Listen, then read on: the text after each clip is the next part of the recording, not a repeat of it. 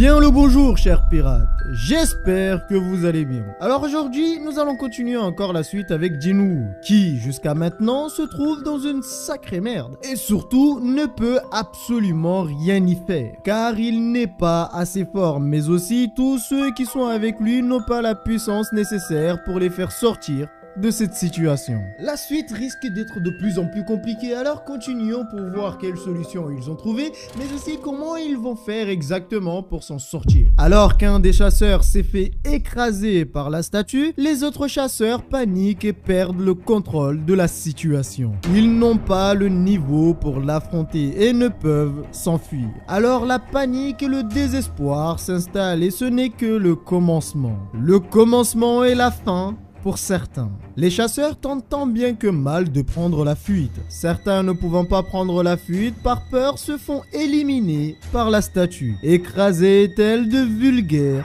moustiques. Ceux qui réussissent à prendre la fuite ne sont pas sauvés. Jinwoo pense que c'est une très mauvaise idée de rester ensemble. Il vaudrait mieux se séparer. Certains, en voyant la mort arriver, pensent à leur famille. Ils ne peuvent pas mourir dans ces circonstances. S'ils meurent, leur famille en paiera le prix. Mais cela n'est pas une raison pour la statue. Celle-ci ne compte pas ce genre de choses. Ce sont des futilités. Un des chasseurs s'est mis dans un coin et pense être en sécurité.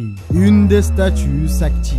La puissance et la vitesse de l'exécution étaient si violentes et si rapides qu'il n'a pas pu voir ni sentir quoi que ce soit. Après quelques secondes, son corps se détache en deux parties. Ah, je vous avais dit qu'ils étaient dans une sacrée merde. Et le souci, c'est qu'ils ont fait exactement tout ce qu'on leur demandait. Ils ont respecté les commandements. Mais alors, comment se fait-il que les statues les attaquent? Comment se fait-il que celles-ci prennent un plaisir à les écraser, à les massacrer?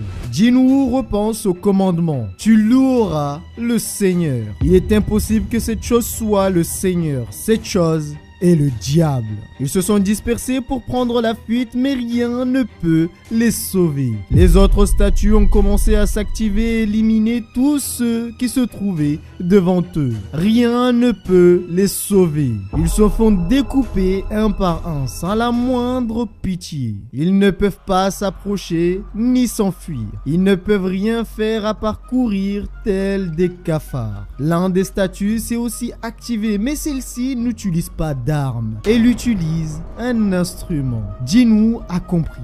Les statues n'attaquent que lorsqu'on s'approche d'eux. Une fois qu'on a compris leur fonction, il suffit d'improviser. Il pense que le mieux est de s'approcher des statues qui possèdent des instruments et s'éloigner de ceux qui ne possèdent que des armes. Ouais, en vrai, quand on y repense, c'est une logique qui peut être sensée si les instruments utilisés ne sont pas utilisés comme des armes. À ce moment-là, ça peut fonctionner. Mais si celles-ci sont utilisées comme des armes, je peux vous assurer qu'ils sont dans une sacrée sauce. De plus, on sait tous que les instruments utilisés comme des armes, des fois ils sont overcheatés. Ils ont tous remarqué que les statues avec instruments ne les attaquaient pas. Alors ils se positionnent tous devant elles. Mais il n'en est rien. Même s'ils se positionnent devant une statue qui ne les attaque pas, rien n'empêche l'autre statue de les attaquer. Celle-ci élimine tous ceux qui osent s'approcher de lui, tout en chassant les autres chasseurs.